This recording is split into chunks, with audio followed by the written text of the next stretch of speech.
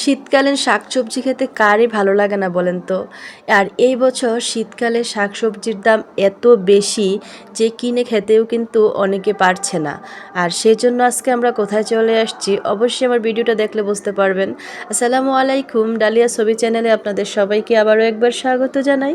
দূরে এবং কাছে যে যেখান থেকে আমার আজকের এই ভিডিওটা দেখছেন, আশা করি সবাই অনেক ভালো আছেন। আলহামদুলিল্লাহ আমিও অনেক ভালো আছি। আলহামদুলিল্লাহ আমরা যেহেতু গ্রামে বাস করি, আমাদের বেশিরভাগ শাকসবজি কিনে খেতে হয় না, আমরা মাঠ থেকে উঠায় নিয়ে আসতে পারি। আমাদের আশেপাশে অনেক ক্ষেত আছে, সবজি ক্ষেত, যেগুলো থেকে আমরা ইচ্ছে মতো সবজি এনে খেতে পারি।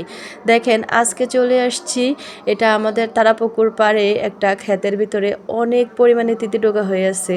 আমাদের এখানে তো এগুলোকে তিতি টোকা বলে, আপনাদের এখানে কি বলে অবশ্যই আমাকে কমেন্টে জানাবেন। এই শাকগুলা কিন্তু চাষ করতে হয় না, এমনিতেই অনেক বেশি পরিমাণে হয়। আর দেখেন এক একটা সাইজ মাশাল্লাহ কত মোটা মোটা, কত বড় বড়, খেতে কিন্তু অসাধারণ লাগে। আর এই সময়ে সবসময়ই যেরকম পাওয়া যায়, এই সময় তার থেকেও বেশি পরিমাণে এই সবজিগুলো, শাকগুলো পাওয়া যায়। আমরা এগুলোকে আলু দিয়ে ভাজি করি, তারপরে আবার ডাল দিয়েও রান্না করে, মাছ দিয়ে রান্না করে খাওয়া যায়।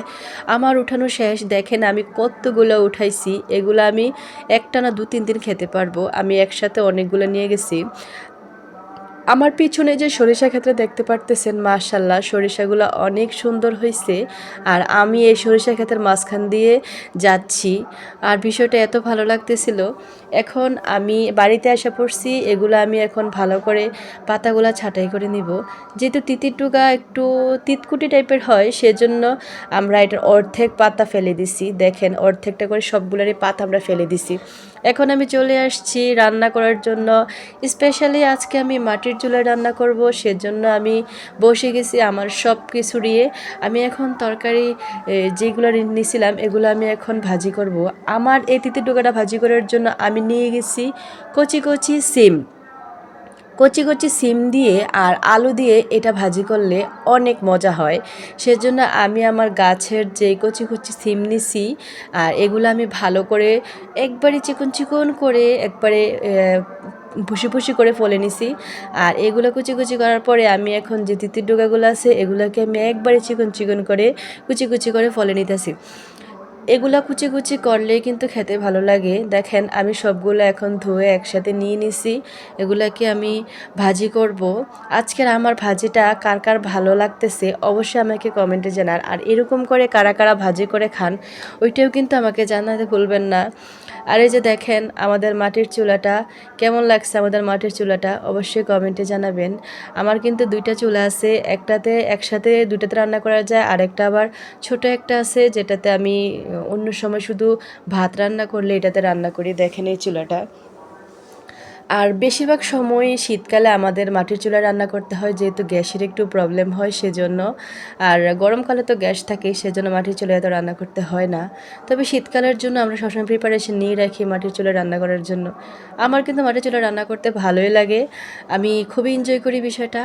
আমি এখানে ভাজি করার জন্য কড়াইয়ের ভিতরে পেঁয়াজ কুচি করে নিছি, একটু পেঁয়াজ একটু বেশি করে দিতেছি, যেহেতু একটু একটু তিতা টাইপের, একটু বেশি পেঁয়াজ দিলেই খেতে ভালো লাগে। আমি পেঁয়াজগুলা সামান্য একটু বাদামি কালার হয়ে আসলে এটাতে আমি তিতির ডোকা বা সিম আলু একসাথে করে ফেলছিলাম, এগুলো দিয়ে দিব। আজকের আমার ভিডিওটা যদি আপনাদের ভালো লাগে অবশ্যই আমার চ্যানেলটাকে সাবস্ক্রাইব করবেন, লাইক কমেন্ট শেয়ার করে আমার পাশে থাকবেন। আর মাটির চুলায় বিশেষ করে 2 চুলায় রান্না করাটা একটু ঝামেলার ব্যাপার, কেননা একসাথে দিতে হয়। লাকড়ি দিয়ে রান্না করলে কিন্তু ততটা ঝামেলা হয় না, লাকড়ি একসাথে দিয়ে দিলে কয়েকটা একটানা জাল পড়তেই থাকে, আগুন ধরতেই থাকে, আর ওই দিক দিয়ে রান্না করা যায়। আর এইভাবে খড়কুটা দিয়ে রান্না করলে এক পাশে খড়কুটা দিতে হয়, আবার একটু পরে পরে আবার দিতে হয়, তারপরে আবার রান্না করতে হয়, লাড়া দিতে হয়, পানি দিতে হয়, একটু মুশকিলই হয়ে যায়। কিন্তু আমরা যেহেতু অভ্যস্ত হয়ে গেছি সেজন্য আমাদের কাছে ততটা খারাপ লাগে না, আমরা অনায়াসে রান্না করতে পারি। দেখেন আমি দুনো দিক থেকে কিন্তু সামলাতে পারতেছি, আলহামদুলিল্লাহ আমাদের সব কিছুতেই অভিজ্ঞতা আছে। আর আমার এই ভাজিটা করার জন্য যেহেতু আমি অল্প কিছু পরিমাণে তিতির ডোকা নিছি, আর বাকি তিতির ডোকাগুলো আমি রেখে দিছি, আগামীকালকে আমি মসুর ডাল দিয়ে ভাজি করব। আর খেতেও কিন্তু অনেক মজা লাগে, এইভাবেও মজা লাগে, ওইভাবেও মজা লাগে। দেখেন একদিক দিয়ে আমার ভাত হয়ে যাচ্ছে, আরেক দিক দিয়ে আমি ভাজি করে ফেলতেছি। কি সহজে হয়ে যাচ্ছে না? ২ চুলার কাজটা কিন্তু অনেক ইজিলি হয়। যারা ১ চুলায় রান্না করেন তারা ২ চুলায় রান্না করলে দেখবেন ১ ঘন্টার রান্না কিন্তু ২০ মিনিট বা ২৫-৩০ মিনিটে হয়ে যাচ্ছে। আধা ঘন্টার বেশি তো রান্না করতে লাগেই না। কারণ একদিক দিয়ে ভাত বসিয়ে রাখলে আরেক দিক দিয়ে কিন্তু অনায়াসে তরকারি হয়ে যাচ্ছে। সো এটা একটা প্লাস পয়েন্ট। হ্যাঁ, আমি পরিমাণ মতো লবণ দিয়ে দিছি, তারপরে এটা দিয়ে দিচ্ছি হলুদের গুঁড়া, সামান্য পরিমাণ হলুদের গুঁড়া দিছি, বেশি দেওয়া যাবে না। আর যেহেতু হলুদের গুঁড়া বেশি দিলে তরকারি খাওয়া যায় না, আর ভাজিতে একটু কম করে দেওয়াই ভালো। আমি ভালো করে নেড়ে চেড়ে এটাতে ঢেকে দিব। আর এই ভাজিটাতে আমি বেশি পরিমাণে কাঁচামরিচ দেব। কাঁচামরিচ দিলে কিন্তু ভাজির মজা লাগে। আপনারা কারা কারা এটা পছন্দ করেন অবশ্যই বলবেন। আমার ভাজি করা শেষ, এখন আমি খাবার খেতে চলে আসছি। দেখেন আমার ভাজিটা কতটা লোভনীয় হয়েছে। এখন আমি নিয়ে নিতেছি ভাতের সাথে, বেশি পরিমাণে নিব যেহেতু আমি এই জিনিসটা খুব এনজয় করে খাই, পছন্দ করি। একটু বেশি পরিমাণে নিচে একটু বেশি মজা করে খাবো। তাই আমার ভিডিওটা দেখার জন্য আপনাদের সবাইকে অনেক ধন্যবাদ। আর কার কার পছন্দ হয়েছে অবশ্যই কমেন্টে জানান।